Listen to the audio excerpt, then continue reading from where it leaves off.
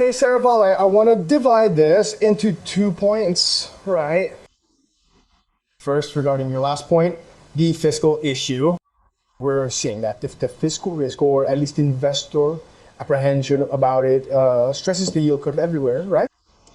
Here in Brazil, we're already quite familiar with the subject, but in Japan, rates have skyrocketed, right?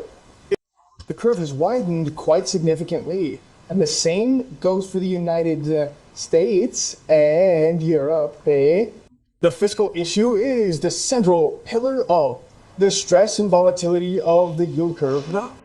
And investors demand a premium when they see that something isn't working in the fiscal scenario.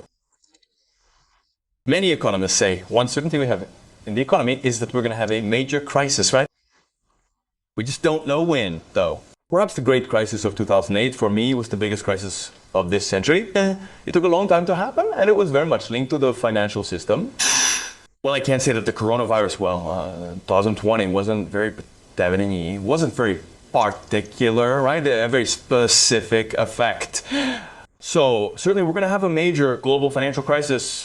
And many people, I don't think so. I think the chance of having some financial crisis linked to the dot-com bubble is very low today, right?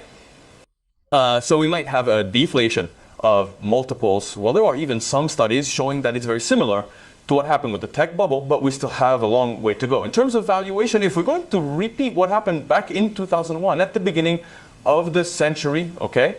So we don't have any comparisons. Now, if a crisis is going to happen, it's perhaps a crisis on the fiscal side, right? If we look, for example, at how much the global financial system is turning over, right? Or the debt of governments, the debt of countries, right? In relation to GDP, for example, right? Sometimes we look at a historical trend, once, twice, 5 times. So we're leveraging ourselves more and more, right? The world is becoming increasingly leveraged. So is that healthy? Could it be that this is the trend? And as Felipe so aptly put it right? Can we realistically afford to pay our interest? We're seeing this discussion here in Brazil, right? There will come a time when we don't even have the resources to simply roll over our debt, to just pay the interest on this refinancing, right? This is happening in Brazil, right? Brazil, of course, doesn't have the same flexibility as Japan or the United States, but imagine the whole world leveraging it itself. There's no prospect of that. That's why I think the big debate, perhaps for the next decade, will be about how the world will reduce this leverage a little. That's the big concern. Trump has been saying a little, hey, I'm using tariffs to try to make some progress, but they're also going through this movement, aren't they? This is a historic American government. Perhaps other countries involved are going through this discussion, and it's a discussion here in Brazil, isn't it? Logically, unlike an emerging country. If we're leveraging ourselves, I even congratulated you on the front page of Estadão this week, right? This current government promised to deliver a much lower level of debt when it announced the fiscal framework, right?